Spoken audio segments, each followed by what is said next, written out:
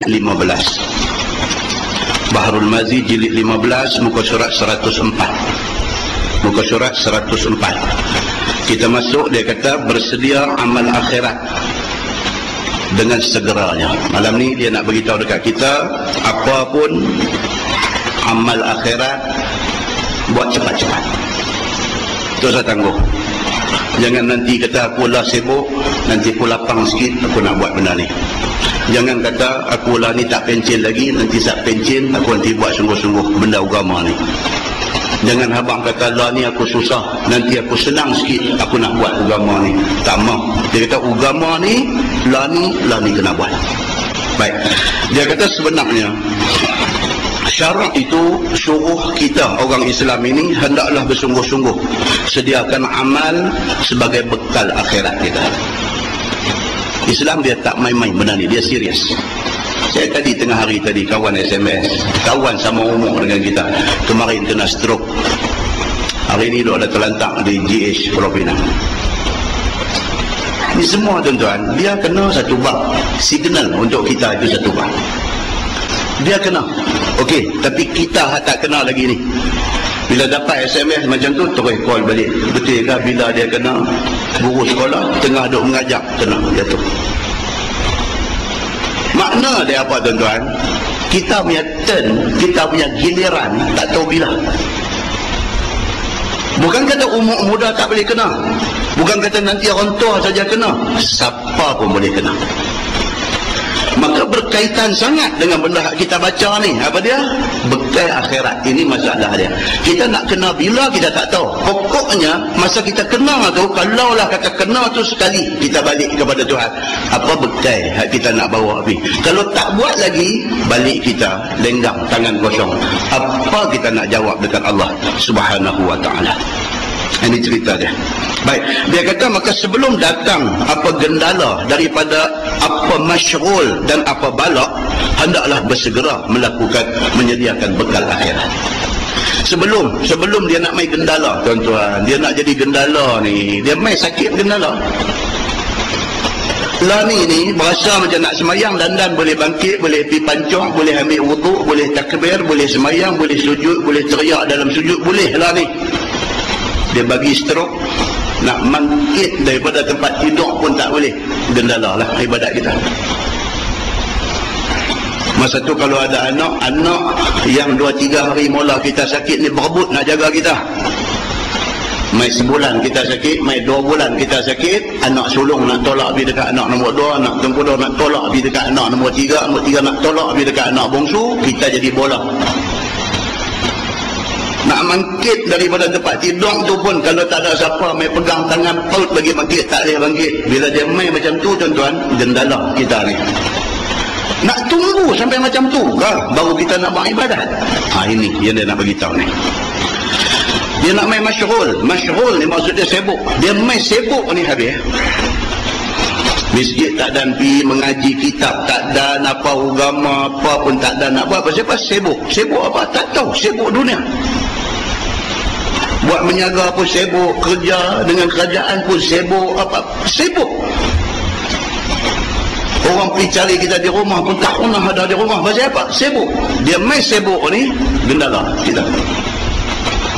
Ataupun dia main balak ujian. Dia main macam-macam ujian ni, dia boleh main macam-macam cara. Dia main apa bentuk ujian pun menyebabkan kita tergendala daripada nak buat ibadah kepada Allah. Bermula dalil yang menunjukkan suruh syarak yang demikian itu ialah hadis yang dikeluarkan oleh Imam At-Tirmizi.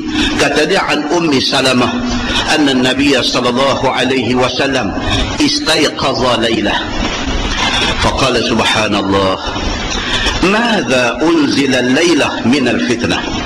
Diriwayatkan daripada satu isteri Nabi sallallahu alaihi wasallam, nama dia Ummu Salamah radhiyallahu anha, bahawasanya Nabi sallallahu alaihi wasallam terjaga dia daripada tidur pada satu malam dengan terkejut. Ummu Salamah isteri Nabi, malam tu gilir Nabi tidur di rumah dia. Dia kata waktu Nabi tidur di rumah dia, tengah dia tidur malam-malam ni, terkejut jaga. Nabi terkejut, Nabi jaga daripada tidur dia. Pasal apa? Kerana dilihatnya Nabi perkara yang dahsyat di dalam tidurnya.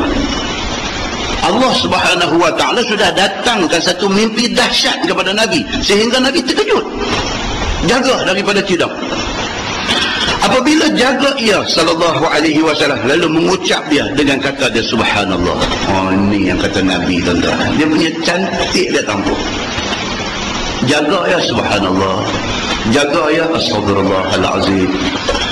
Kontak hati ini dengan Allah,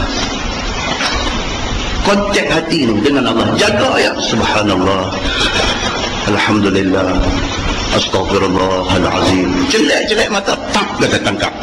Kontak hati dengan Allah Subhanahu wa ta'ala. Jaga aja Nabi kata subhanallah, maha suci Allah daripada kekurangan. Nabi kata amboi, apalah yang nak diturunkan Allah Subhanahu wa ta'ala pada malam ini? Yakni bala apakah yang Allah nak turunkan seumpama hujan yang turun ke atas bumbung rumah sahabat aku. Nabi jaga-jaga, Nabi kata subhanallah. Nabi kata apalah satu bala ujian Allah nak bawa turun mai kepada sahabat-sahabat aku, yang bala ujian ini turun seumpama hujan turun atas bumbung rumah. Nabi sebut macam tu. Yang mana bala itu akan berlaku kemudian daripada wafat aku. Nabi dah dapat signal daripada Allah. Dah dapat signal dah dapat satu alamat daripada Allah. Wafat Nabi, bala ujian nak main, duk tunggu dah. Nabi duk ada pun ada ujian, tapi tak ada aja Nabi bala ujian ni bersusun duk tunggu nak kena para sahabat Nabi ridwanullah alaihim ajma'in. Nabi jaga-jaga daripada tidur dia subhanallah. Nabi kata apalah satu ujian Allah nak bagi kepada sahabat-sahabat aku lepas aku tak ada esok ni. Kemudian sabda Nabi sallallahu alaihi wasallam, "Madza unzila minal khazain?" Nabi kata, dia kata, apakah lagi yang akan diturunkan Allah daripada beberapa banyak perbendaharaan dan kekayaan, yakni emas, perak dan sebagainya kepada sahabat-sahabat aku. Dalam tidur Nabi tadi, Nabi sudah dapat satu alamat daripada Allah. Di antara bentuk ujian yang akan kena sahabat ni apa dia? Ujian kekayaan. Nabi takut. Kerana ramai daripada manusia ni, dia boleh tahan dengan ujian sakit, tetapi mai ujian nikmat tumbang. Ada manusia Allah uji dia dalam bentuk sakit ni, dia tahan. Mailah ujian penjara dekat dia, mai ujian dia kena pukul, mai ujian dia tahan dengan ujian-ujian sakit. Allah ubah ujian tu, bagi dekat dia ujian nikmat, ubah. Dalam tidur Nabi, Nabi didatangkan mimpi itu bahawa para sahabat Nabi selepas wafat Nabi esok ni, di antara bentuk ujian Allah kepada mereka, ujian kekayaan. Allah akan bagi limpah kekayaan kepada mereka semua.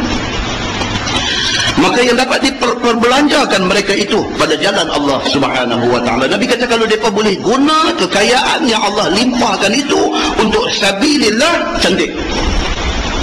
Takut kau tak boleh nak guna untuk sabilillah, begitu. Iaitu perbendaharaan Kisra dan Kaisar dan sebagainya. Selepas wafat Nabi kan Islam berkembang. Lebih-lebih lagi pada zaman pemerintahan Umar Al-Khattab radhiyallahu anhu, Islam memerintah 2/3 dunia. Islam masuk negeri mana pun berjaya kontrol, masuk negeri mana pun berjaya membuka negeri itu, masuk kekayaan yang ada dalam negeri itu menjadi ghanimah, menjadi harta rampasan perang yang kemudiannya diagih-agihkan kepada tentera yang ikut berperang. Maknanya hak dulu susah, dia dapat dah kekayaan ni. Baik.